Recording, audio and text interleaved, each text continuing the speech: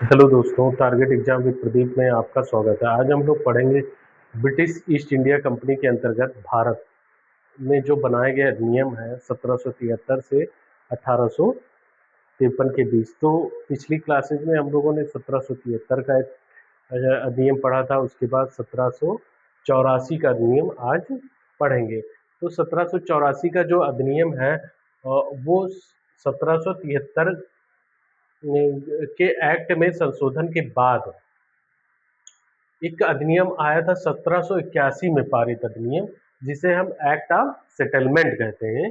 ये जो है सस्टेन नहीं कर पाया और उसके बाद पिट्स इंडिया एक्ट आया।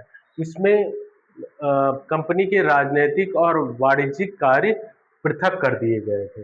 यानी कंपनी राजनीतिक कार्य को अलग कर दिया गया और व्यापारिक कार्य को अलग कर दिया गया। उसी में देखेंगे कंपनी का जो व्यापारिक कार्य था उसका जो अधीक्षण था, अब उसकी देखरेख निदेशक मंडल के द्वारा होनी थी और राजनीतिक मामलों के प्रबंधन के लिए नियंत्रण बोर्ड का गठन कर दिया गया, जिसे बोर्ड ऑफ कंट्रोल कहा जाता था। इस प्रकार देखेंगे तो द्वैध शासन की व्यवस्था का शुभारंभ यहाँ देखने को मिलता है। भारत में कंपनी के अधीन क्षेत्र को पहली बार भारत में कंपनी के जो अधीन क्षेत्र थे वो पहली बार ब्रिटिश आधिपत्य के क्षेत्र के रूप में कहा जाने लगा। अब देखेंगे नियंत्रण बोर्ड जो भारत में सभी नागरिक, सैन्य, सरकार तथा राजस्व गतिविधियों का अधीक्षण व नियंत्रण करने लगा। तो ये हम लोगों ने देखा 1784 के जो पिट्स इंडिया एक्ट है उसमें क्या क्या प्रावधान थे।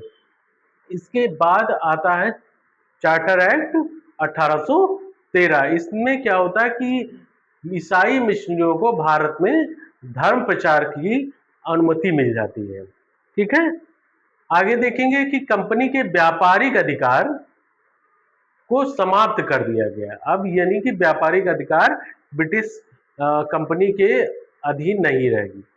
अब इसमें क्या होगा कि कंपनी के व्यापार के लिए ब्रिटिश के सभी लोगों को व्यापार करने की अनुमति दे दी गई।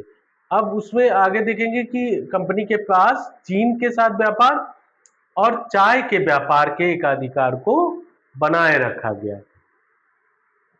आगे देखेंगे कि इसी 1813 के चार्टर एक्ट में भारतीयों के लिए पहली बार प्रतिवर्ष 1 लाख रुपए खर्च करने का प्रावधान उपबंध किया गया। कितना रुपया?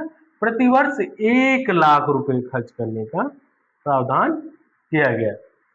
इसी में आगे देखेंगे कि अस्थाई जो स्वायत्तशासी संस्थाएं थीं उनको करारोपण करने का अधिकार दे दिया गया। और आगे देखेंगे कि इस एक्ट के द्वारा कलकत्ता, बंबई, मद्रास की सरकारों के द्वारा जो निर्मित विधियां होती थी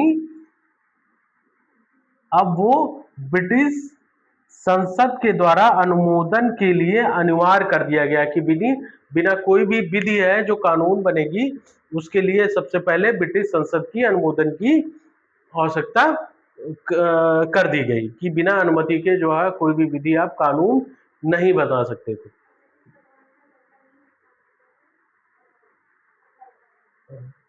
तो और ये जो कानून बनेंगे अब उन कानूनों को जो है ब्रिटिश का जो गवर्नर जनरल था उसके द्वारा ही इन कानूनों को आगे बढ़ाने का प्रावधान किया गया। आज के लिए इतना ही। आज हम लोगों ने पढ़ा पिट्स इंडिया एक्ट 1784, दूसरा चार्टर एक्ट 1813। अब इसी क्लास के अगले क्रम में हम लोग अगला रेगुलेटरी एक्ट देखेंगे। आज के लिए इतना ही। धन्यवाद।